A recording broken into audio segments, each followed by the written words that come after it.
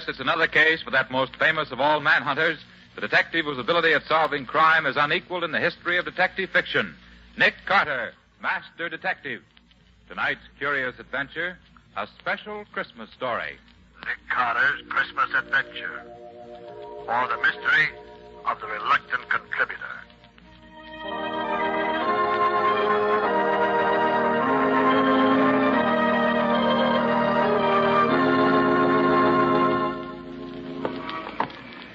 Well, Nick, we've been pretty lucky so far, haven't we? Yes, Guppy, we have.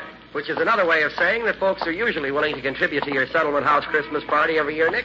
You know, Guppy, I was just thinking about this last name on our list. Yeah? Rasper.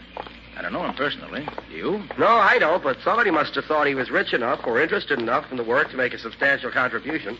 Oh, here's the... Hey, is this... Hey, Nick, what's that address again?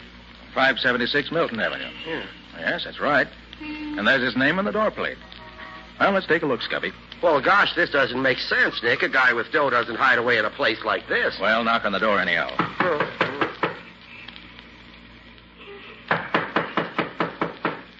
Doesn't seem to be anybody here, Nick. No, hold it, Scubby. I hear someone coming. Oh. Who is it? I'm Nicholas Carter. May I speak to Mr. Rasper, please? Nick Carter, eh? Yes, yes. And this is my assistant, Scubby Wilson. How do you do? You, Mr. Rasper? Yes. Well, come in. It's cold out there. You're letting all the heat out. Oh, beg your pardon. Come on, Scubby. Yeah, I'm in, Nick. I'm in. Well, what was it you wanted? Oh, Mr. Rasper, I've come to see if you would care to make a contribution to my Christmas party fund. I never make contributions. Oh, but you didn't let Nick finish, sir. The fund provides food and extra clothing for the needy and deserving The children. charity department's still working, isn't it? Well, of course, Mr. Rasper, but my object is to provide an inspiration for the young people who are underprivileged. People who haven't got any money are always trying to get it from those who have. Then you aren't interested in seeing that the children of the Lincoln Hall district are helped to a little happiness on Christmas Day? No, I'm not. Christmas is old-fashioned. I don't believe in it. It's a waste of money and time. Good day. Oh, well, Mr. Rasper, it's always been a lot of fun for me personally, and I must say that I've always felt better for celebrating it. And I'm inclined to agree with Scubby, Mr. Rasper. Christmas has always been a bright spot in my life, and I feel sure that if you knew the good it has done throughout the world, it'd make you change your mind. Rubbish. Well, in any case, a Merry Christmas to you. Good day to you. Merry Christmas, indeed. It's a lot of nonsense. Come on, Nick. Let's get back to civilization. You know, Scubby, that man's wealthy, no doubt about that. And yet he's soured on Christmas and everything it stands for. You said a mouthful, Dick. You know, Scubby, there must be a reason why he thinks that way. And I'd like to find out what it is. Yeah, but you haven't anything to work on, Nick. Oh, no, Scubby, I haven't, not yet. But look here. I can finish up whatever has to be done this afternoon. Suppose you hop down to the newspaper office and go through the files there. There might just be something we could learn about Rasper that way. Okay, Nick, I'll be glad to. Then I'll have Riley check through the files at headquarters. It's a long shot, but something might turn up. Sure, and maybe Patsy has run into something while she's been working down at the settlement house. She might know somebody who knows something about Rasper. Yeah, she might have that. I'll ask her about it. Okay. And maybe with all of us working together on it, we may learn why Rasper's so dead set against Christmas. I'd certainly like to find out.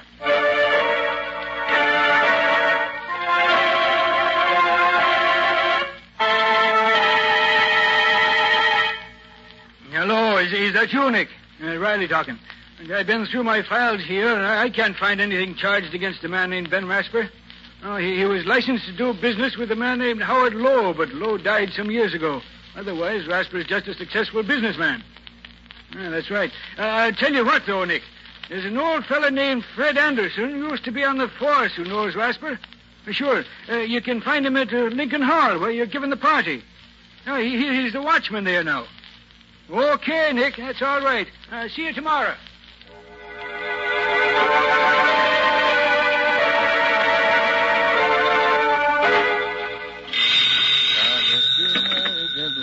Hello. Oh, yes, Scubby? Oh, you did, huh? Sports remoter, huh? Well. What was that name again? Chris Baum. Why, yes, I recall. Wait. Oh, no, I'll be there in about an hour, so I want to call Patsy first. Right. And thanks, Scubby. Bye. Jingle bells, jingle all the way. Oh, what fun it is to ride in one horse open sleigh. Jingle bells, jingle all the way. Oh, what... Hey, Patsy. How's everything, huh? Oh, fine. I'm coming down to the hall. Is there anything you want me to bring along? Uh-huh. Why, sure, I can do that. But will that be enough, though? Okay. Yeah, Scubby just called. Oh, he found out something about Rasper. What? You did, too? How old is he? Named Jimmy, huh? And he's coming to our party? Oh, fine, Patsy. Okay, I'll see you in a little while. Bye.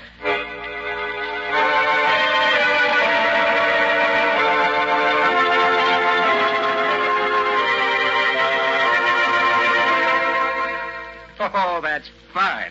We've collected enough to do this year's party up right. Now let's get organized. Riley, your job will be to get the kids and the needy persons rounded up. Oh, sure, Nick. I'll take care of it. I got your lists and the list from the social worker and from the church down there. And there are plenty of others who'll need a lift this year, believe me. I know it, Riley, and I'll depend on you. Scubby, it's your job to see that the tree and decorations and gifts are taken care of. Don't worry, Nick. Decorating is my middle name. I'll make Lincoln Hall look like $1 million in cash. Good boy. And Patsy, you'll see to it that there's plenty to eat and drink for the party, so I won't have to worry about that. I'll take care of the bills, and you have the letters of credit the stores gave us. You know how to do that. Sure thing, Nick. I've been through it with you often enough before. I ought to know what you want by this time. What are you going to be doing, Nick? Me? Well, Riley, I'm going to do a little detecting. I'm going to look into those tips you, Patsy, and Scubby gave me about those people who know Ben Rasper. And by the time I'm through, I hope to find out why it is that he hates Christmas the way he does. And then, maybe I'll be able to do something about it.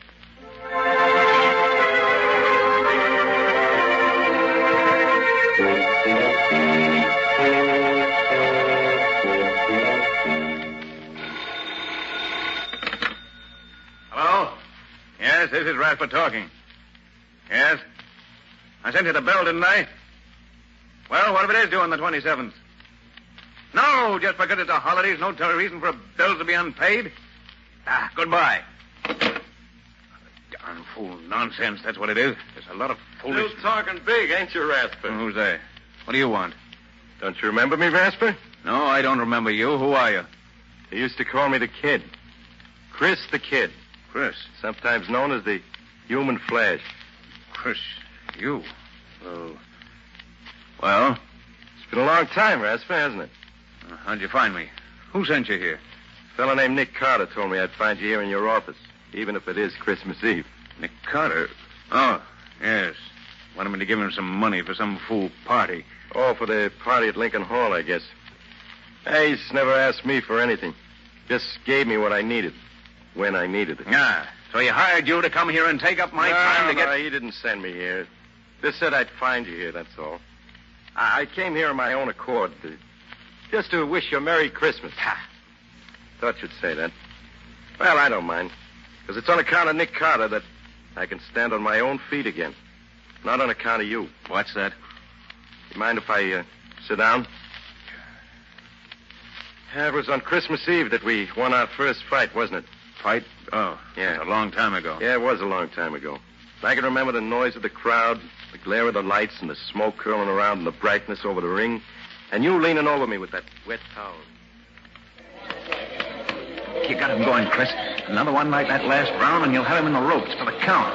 How do you feel now, kid? I'm okay, Rasper. Just let me at him. I don't have to wait anymore. It's my meat right now. You take your orders from me, kid. I'm the brains here. When you get the signal from me, you give it to him. Okay, Rasper. You're the boss. Go ahead, kid. Keep that left up. Keep your shoulder high. Keep it up. That's right, kid. That's the ticket. Now you can take him. Get set. Take him, Chris. Now! There were a lot of those little affairs after that, Rasper. And I always did what I was told, huh? Yes. You're a good fighter, Chris. Good fighter. I made a lot of money for us in those fights, Rasper. Well, a lot of money. The old days, Chris. Lots of water's gone under lots of bridges since then. I know. And the percentage you paid me didn't last long either. It went just like that water. But I didn't care much about things like that. Till the day a friend of mine came and gave me a warning tip. That started me thinking. Hello, kid. How do you feel? Oh, hello, Rasper. Where you been? I wanted to talk to you. I've been around. What's up? I got a tip today that you're signing up Timmy O'Day. You're going to manage him. Who told you that? Never mind. Is it true? That depends. Depends on what? Look, kid, you're getting slow. O'Day's fresh. He'll be the next champ. If he wins this fight with you tonight, I'm taking him over. If I win tonight? I'm taking O'Day over anyhow. We've been together a long time, kid, and it don't pay to get into too much of a rut. So that's all it means to you, is it? Money. The payoff, huh? What about all the years we've known each other? What about the things we've been through? Why, you... No, don't get yourself all in a sweat, kid. It isn't good for you. You'll get your cut anyway. Don't worry. You'll get your cut. I'll see you later. Rasper, what'll I do? Tell me what to do. I can't see him. My eyes all puffed up. He's cutting me to ribbons. Tell me what to do, Rasper. Don't bother me, kid. Use your own judgment. You're on your own, as of now. But, Rasper, you always... You're on your own, kid.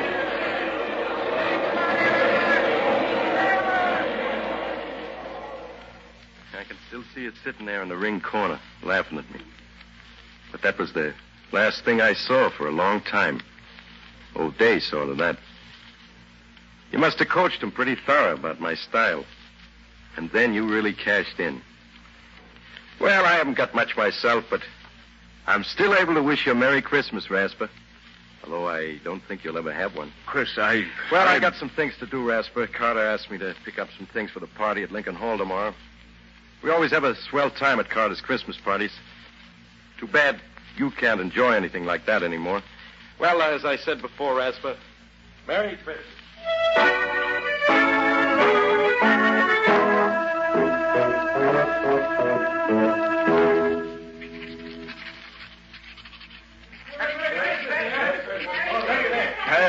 How can a man work with his mind whirling like a merry-go-round? Christmas Eve. God, it's a fine excuse for people to go around yelling at each other in the streets. Disturbing a man when he wants to get some work done. Oh, I might as well close the office and get some rest. Would have been home by now if the kid, Chris, hadn't taken up so much time. What Chris does for a living now. Wonder if... it's none of my concern. Get home and get some sleep. That's what I need. Who's that? I'm closing up. Come back tomorrow morning. Oh, I'm glad I got here before you left, Ben. Who is it? It's Nina, Ben. Oh, Nina. I only stopped by to speak to you for a moment. It's getting quite late, and Well, sit down for a moment, Nina. Oh, thank you. Here, let me get your chair. I suppose it's rather bold of me to come after all this time, but Why, no, Nina, no. I'm glad you did. Is there something you want? Oh, no. No, there's nothing you can do for me, Ben. Jimmy and I are doing very nicely. I just wanted to wish you a Merry Christmas. I was in the neighborhood doing some shopping for the party that Mr. Carter's giving at Lincoln Hall tomorrow, and How is he, Nina? Jimmy, I mean. Oh, he's fine, Ben. He's full of life and interested in everything. He has a good head on his shoulders, and he's very handsome, too. Oh, that's fine. Just fine. You're looking a little tired, Ben. Are you feeling well? Oh, yes, of course. I've been working hard, that's all. I don't spend much time at home. Not much reason to. That's the way you wanted it, Ben. Don't you remember? Nina, where are you? Oh, Jimmy, there's Daddy. Now, wait here for Mommy like a good boy, won't you? I'm coming, Ben. I've been keeping your dinner warm for you. I hope you'll... What's the matter, Ben? You look as if That's nothing, Nina, nothing. I'm in a hurry, that's all. Well, you're always in a hurry, aren't you? Never have time for... Where's my dinner? Sit down, Ben. I'll have it for you right away. This plate is hot now. Be careful that you don't burn yourself. I won't. Salt, please. Here you are, dear. Ben, when you've finished, won't you take time enough out of your business to help me get the tree decorated? I know Jimmy's too young to know much about it, but I'd love to have his Christmas all ready for him in the morning. Look, I'll put him to sleep right away, and then we can start. See, I have some holly and mistletoe for the fireplace, and some I ribbon won't of have paper time on for that, Nina. But, Ben, it's Christmas Eve. Surely you I have have not... to get back to the office. I'm putting on a championship match for O'Day in January, and the things have gone haywire. Something that can't wait till tomorrow. I have to get it organized right away, that's all. Ben, this is Christmas Eve. Tomorrow will be Jimmy's first Christmas. Doesn't that mean anything to you? You and Jimmy celebrate Christmas any way you want to, Nina. I've something more important to do. Business is more important than sentiment. You certainly can see that. Yes, Ben. I can see that.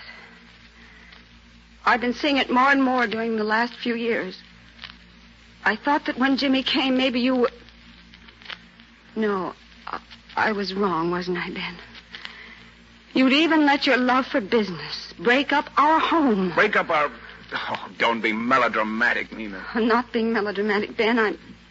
I'm trying to be very calm and quiet about it. I've had a lot of time to think when I've sat alone here night after night. And those days on end when you've been away, attending to your business. And what has come out of all this thinking you've done? Just this, Ben. I'm not going on any longer. Either you belong to your family, or your family will get along without you. I have to rush, Nina. Good night. Good night, Ben. It's goodbye. Jimmy and I are leaving tonight. Look, I haven't time to talk about it with you now, Lena. By the way, this will probably take most of the night. Good night. Goodbye, Ben, and Merry Christmas.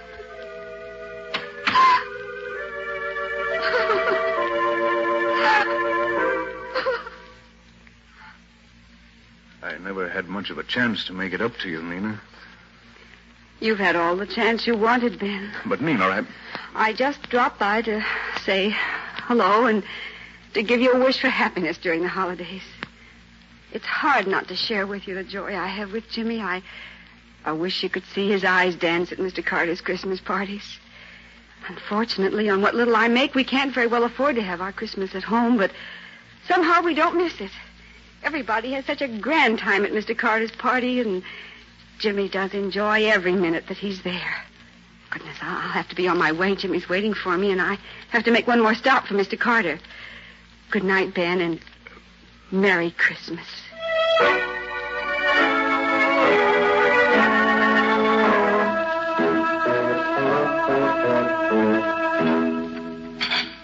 This stuff doesn't taste like anything. Nothing at all. I can't understand what's got into me. It's good food, fixed the same as it always is. It just doesn't taste right, that's all. What's that? Someone at the door this time of the night? I'm coming.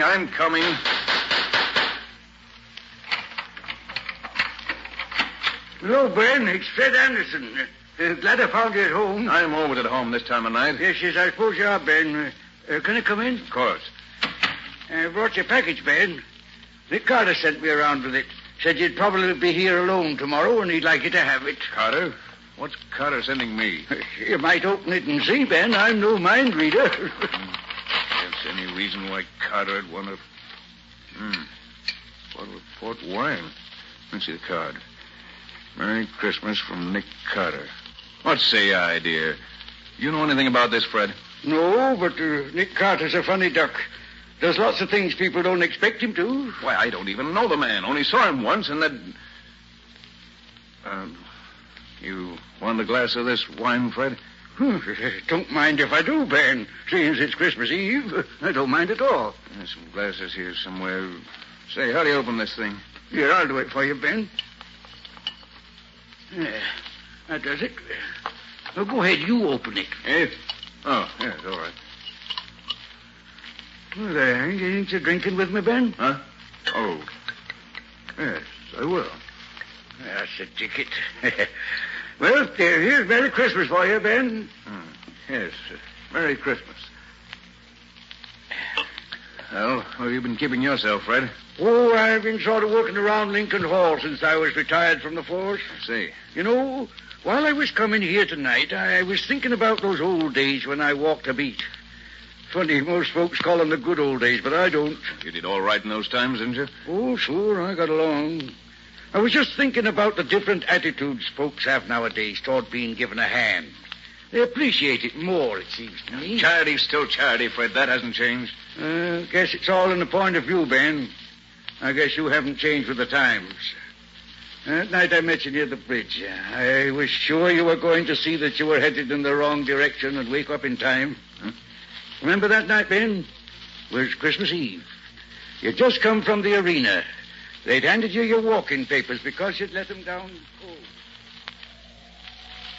Well, Merry Christmas, officer. Oh, Merry Christmas to you, sir. Well, what you doing out on a night like this, Ben? I thought you'd be up at the arena getting the New Year's fights lined up. What? Oh, it's you, Anderson. No, I'm not at the arena anymore. That's so. What happened? They decided tonight they'd rather have Davis take over my job. Fine Christmas present that is. Well, that's tough news, Ben. What you going to do now? I don't know. I can't seem to think straight. Oh, that's a crazy way for a man like you to talk. On a Christmas Eve, too? Christmas Eve. That's never been anything but a jinx to me. First I get stuck with that no-good fighter all day. Then Nina leaves me and takes my son with her.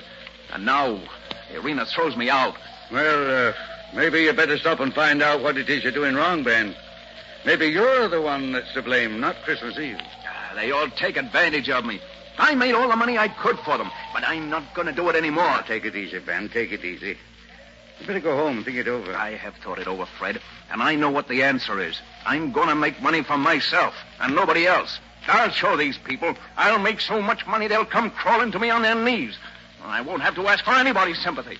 You don't pay to think like that, Ben. You'll regret it. Now, look. I know that Bill Boynton, who runs the shoe store down on Elm Street, is looking for a man to buy in with him. Why don't Me you... work in a shoe store? Not in your life, Fred. I'm going after the big money. Big money. That's the only thing people understand, and I'm going to get it. Well, now you got it, Ben. You're one of the richest men in town. And what's it got you? Why, I don't know. Ben, it's too bad you don't get around and see what nice people there are in the world. People like this Carter fella, for instance. Does a man good to know people like him. Makes you feel there really is a Santa Claus, to see him bring the smiles to the kids' faces at those parties he gives down at Lincoln Hall. Well, I'll be getting back there now, Ben. I've got a big day tomorrow. I'm not as young as I used to be. Well, Merry Christmas to you, Ben. I'll tell Nina I saw you. She'll be at the party tomorrow with young Jimmy. Good night, Ben.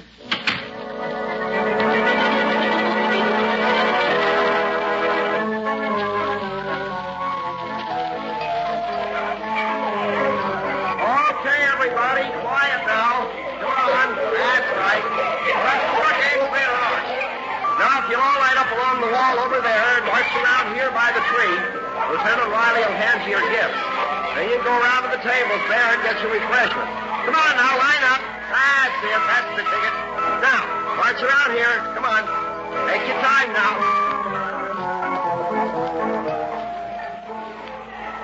Well, Patsy, how's it going? Oh, Nick, it's wonderful. They're having a grand time. Oh, that's fine, Patsy. Hey, Patsy, look. Over there by the door. What do you see? Where, Nick? Well, who's that? That, Patsy, is Ben Rasper. Oh, I hope he's come to join the party. For heaven's sake, so that's the man I've heard so much about. Well, he looks scared to death, Nick. Look, Patsy, will you go over and make him welcome? Well, of course, Nick. Good. Hello there. Merry Christmas. I'm Patsy Bowen. Won't you join us? How do you do? I hope I'm not... Do you mind if I just watch? Well, of course not. Come right in. I wanted to thank Mr. Carter for the gift he sent, and I... Nick's right over there near the tree. Come along. Children seem to be enjoying themselves, don't they? They certainly do. There's Lieutenant Riley handing out the gifts there. And Scotty Wilson with him, standing next to Mr. Carter. Yes, I met Mr. Wilson. Just look at Lieutenant Riley. He's having as much fun as the children. So I see. Oh, there's a nice-looking boy there, Miss... what's his name? Where? That one over there. Oh, that's Jimmy. He's a nice boy. His mother was a big help to me in getting the refreshments ready. There she is over there on the far side of the hall with the table, see? Oh, yes. Her son. Yes. Yes, Nick? I see. Oh, Nick, we have a new guest. Oh, hello there, Mr. Rasper. Merry Christmas. I'm glad you could join us. Thank you, Mr. Carter. I came to express my appreciation for the gift you sent me. I hardly know how Make to... nothing of it, Mr. Rasper. Your being here is thanks enough for me. Mr. Carter, that little boy coming along the line there, Jimmy, I think his name is. Do you think I might give him... could I hand him his gift, do you think? Why, certainly. Riley. Mr. Rasper here wants to lend a hand. Can you use him? Sure thing, Nick. Come along, Mr. Rasper. Thank you, Mr. ahead, Carter. Well, you just hand them these packages as they come along, Mr. Rasper, and enjoy yourself, man. I will. There, little girl. Merry Christmas. Oh, thank you. Say, she liked it, didn't she? Well, they all appreciate a little kindness, Mr. Rasper. Now, here's a gift for that little boy there. Oh. Hello. Jimmy? Here you are. And a Merry Christmas, son.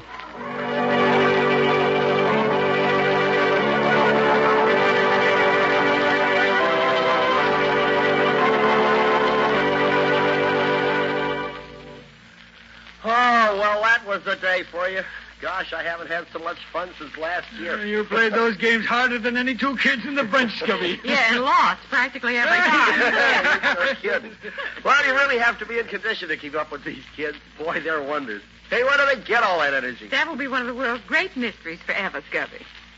Nick, what are you thinking so hard about? Oh, I was just thinking of the way Mr. Rasper took to the party. Oh? Hey, don't you mean the way the party took to Mr. Rasper, Nick? Yeah, I never saw a man open up the way he did. Why, it was wonderful. The children just flocked around him. And that's one of the greatest jobs that Nick Carter ever did. What do you mean, Riley? Well, Patsy, you'll never believe it, but when Nick and I went to see Rasper to get a contribution to the party, he was the hardest case of unadulterated unpleasantness I ever saw. But somehow Nick managed to get under his skin and bring out, well, what you saw tonight. Well, for heaven's sake. How did you do it, Nick? Well, it wasn't difficult, Patsy. You see, I could see when we first spoke to Rasper that he was fighting something. But I didn't know what it was. But from what Riley, Scubby, and you told me, I found that 3 different times Christmas Eve had brought him bad luck. First, the Fido O'Day. Then Mrs. Rasper had left Rasper on a Christmas Eve, taking his son Jimmy with her. And third, he'd lost his promoter's connection at the arena, also on Christmas Eve. Well, the whole thing added up. Rasper associated Christmas Eve with a list of unfortunate incidents and fought anything that suggested the holidays to him. He made a lot of money, but it never brought him happiness. The big thing for me was to make him realize that people and Christmas meant good and not evil. And from what I saw this afternoon, the Rasper family and the whole neighborhood, for that matter, is going to benefit by his awakening to that realization. Oh, Nick, that's wonderful. You deserve a kiss for that. Oh, thanks, Patsy. I'm glad you feel that way, too. You know, I'm happier this evening because of Mr. Rasper than I would be if I'd solved 20 murders. He's made this a really Merry Christmas for all of us.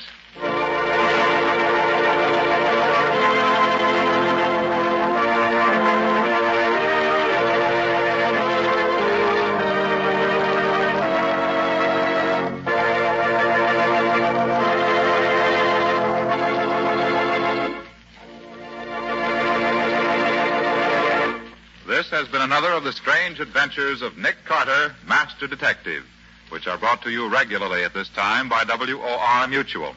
What's your story going to be about next time, Nick? It's a little different from the usual story because it started out with Nick himself being the victim of a holdup. Yes, and the men who held me up turned out to be innocent after all. Sounds a trifle complicated to me. It was complicated, but interesting.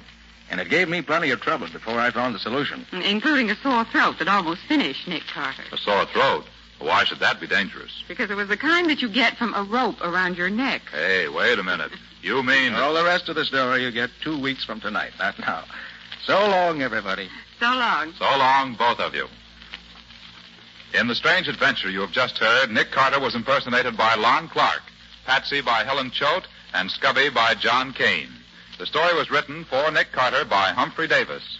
Original music was played by Lou White. The entire production was under the direction of Jock McGregor.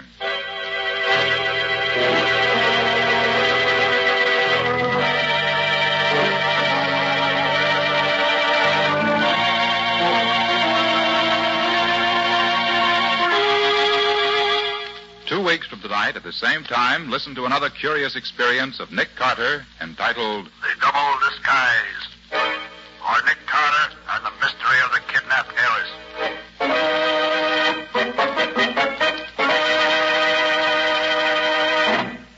This story is a copyrighted feature of Street and Smith Publications, Incorporated.